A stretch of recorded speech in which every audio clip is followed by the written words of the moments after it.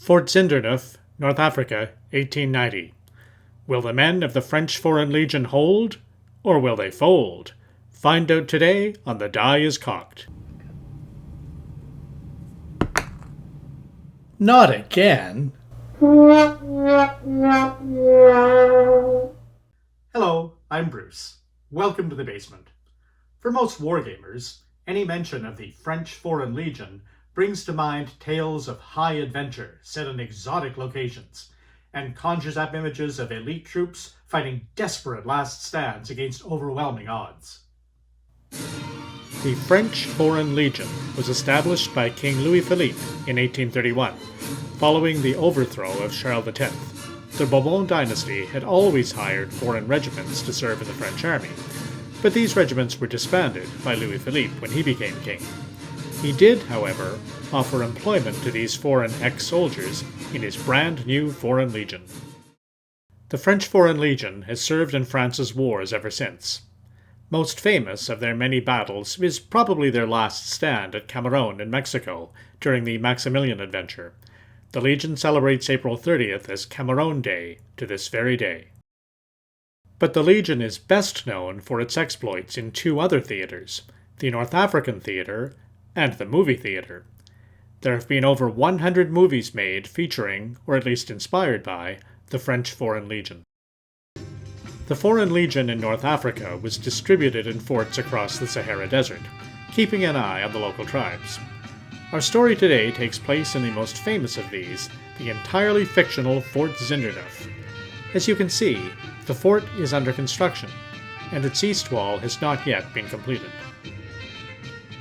It's a crazy part of North Africa. Normally, paper comes from trees, but here, trees come from paper. The fort mounts a number of guns, but most of the troops stationed here are from a penal battalion of the French army, sent into the desert to build the fort. However, the backbone of Zinderneuf's defense is a unit of the famed French Foreign Legion. You might say this video is pay-per-view. Get it? Pay-per-view? Thank you, I'm here all week. The fort is commanded by Captain Jacques Couteau, an invalid who is confined to a chair and cannot move on his own. The local Arab ruler, Muad'Dib, is actually a renegade Frenchman who has raised the desert tribes, both his own Arabs and the fierce Tuaregs, led by El Raizatoui. Their aim is to attack the fort in overwhelming numbers and put all the defenders to the sword. Wait a minute. The French are defending a broken-down fort, defended by too few men to man the walls, against overwhelming odds, and their commander is Jacques Couteau. Jacques is French for James, or Jim. Couteau is French for knife, and he's an invalid. Jim Knife is Jim Bowie. This is the Alamo. We're playing the Alamo. Howard has adapted an Alamo rule set from the 1970s called Come and Take It into a French Foreign Legion scenario. The elite troops in the fort that are members of the Legion are actually Davy Crockett's Tennesseans. The Fiducan holy warriors that Muad'Dib, aka Santa Anna, has available are the elite Mexican Zapadores. It's a brilliant idea. The players gather round the table, admiring Howard's setup. Little do they know what he has in store for them. Howard explains the rules. He is chortling to himself about how clever he has been in disguising the scenario. Paul and I will be the Foreign Legion. Eric will be the Tuaregs, and Rod will be the Arabs. Alan will be the renegade Muad'Dib. The Arabs begin their advance. The Arabs come at the fort from all directions. Paul and I can't help but notice that there are an awful lot of them. They sweep forward on horses, camels, and on foot. We have to defeat 3 waves of them in order to win. If we're still alive then, Captain Poutine, obviously a French-Canadian member of the Legion, will arrive with a relief column. Paul and I distribute our men along the walls and in the fort's towers. There's an awful lot of wall to defend, and our lines are spread paper thin. Paul suggests keeping Crockett's Tennesseans, the troops of the French Foreign Legion, in reserve, in case the Arabs break into the fort. Howard warns us that that is a big mistake, as there are best shots and are needed on the walls, but we don't listen to him. The French troops man the walls. We're much better shots than the Arabs, so our hope is to thin them out sufficiently that we can hold the walls when they get close enough to put up ladders. We open fire. Some bases have 2 figures on them. These are men with sticks of dynamite that they can throw at the attackers like hand grenades. As we begin shooting, I roll my first one of the game. There'll be a lot more of those. We also have a number of cannons on the walls. These guns deal deadly amounts of damage to the enemy. The Arabs get closer. No matter how many casualties we cause, we can't stop them. Howard reminds us that we would be causing even more casualties if the Legion was on the walls shooting. Nobody likes an "I told you so," Howard. The Arab shooting is eerily good. Casualties begin to mount within the fort. Also, the number of ones I am rolling means that my men are running out of ammunition, as represented by the wooden cube. The blue counters on the Arab stands indicate they are taking casualties, but it takes 3 counters to remove an Arab stand. Paul's defenders at the barricades are getting wiped out by the uncannily accurate Arab rifle fire. Paul makes a bold suggestion. Howard has mentioned that only a few Arabs can get over the walls every turn, so why not abandon the walls and form a perimeter within the fort? We can't be shot at, and then can shoot the Arabs as they come over the walls. We fall back. Howard warns us that this is a bad idea. As it will turn out, we misunderstood Howard's telling of the rules about how many Arabs can come over the walls. Oops. At least our cannons stay on the walls and continue to spout death at the foe. The Arab players can't believe their luck. They swarm towards the walls. Though the cannons still cause casualties, there's no more rifle fire, and soon Eric has swarmed over the barricade. Did we make a mistake? Alan and Rod reach the walls, and begin to place ladders. Eric reaches the barricade with his Tuaregs. Paul shoots into the Tuaregs at point-blank range, but still they come on.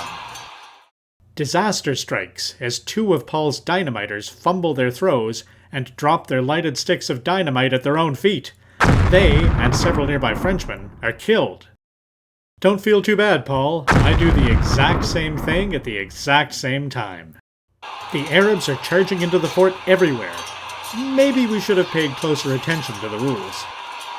Though Paul is still holding, Alan takes advantage of the confusion caused by my misapplied dynamite to swarm in and hack several of my men to death in melee. I can hear Howard thinking, "I told you so." Stop that, Howard. Nobody likes an "I told you so." I found a few men to remount the walls. I do this to protect the gunners from the Arabs who are going to be coming up those ladders. On the left, you can see that some Arabs have reached the gate and are trying to chop it down. Where's Captain Poutine? There are too many Arabs. Whose idea was it to abandon the walls, anyway? The enemy are coming up the ladders. Can my 3 men hold the wall? I take half of the Legion from the reserve, tell them to fix bayonets, and send them into the fray on the left.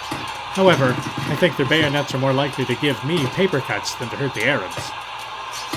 Paul has taken the rest of the Legion, had them fix bayonets, and sends them into the action as well to support his thinning line. Our perimeter is shrinking. The Arabs are hitting us from every side. We are hard-pressed everywhere, and there are now no more reserves to commit. Paul throws back one group of Tuaregs, but another is on top of him. The French soldiers turn as white as a sheet of paper. With our gunners all dead, and the Arabs hacking us down, I ask someone to sing the Song of the Legion, Le Boudin. Alan finds it on the internet.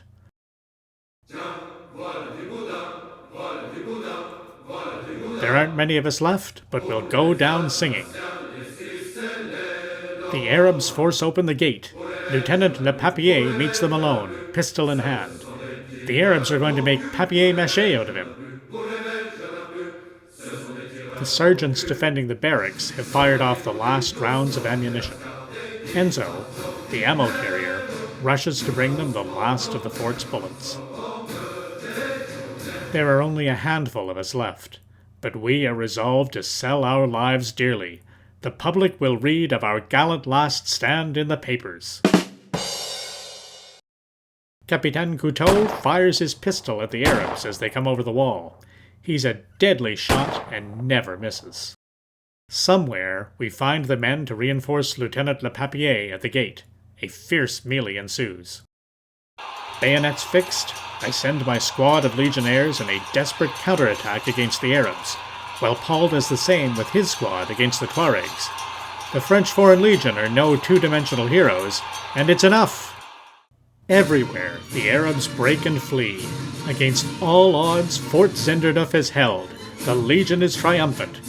We were right all along to abandon the walls, and to keep the Foreign Legion squad as a reserve. I told you so, Howard. Howard explains to the Arab players that Capitaine Poutine has arrived with the relief column. The planned second and third waves of attackers do not appear. But no doubt, Muad'Dib will try again. Honneur et fidélité.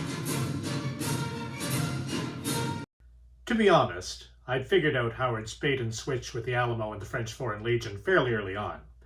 Howard used to tell me stories about how he'd done that exact same thing with a previous gaming group during our long drives down to gaming conventions. Howard, you probably don't think I was listening to you on those trips, but I was. Anyway, thanks Howard for putting on such a great game. Thanks to my fellow players for giving me such a great time. And thanks to all of you for watching. I'll see you next time in the basement, and until then, may your dice always roll true.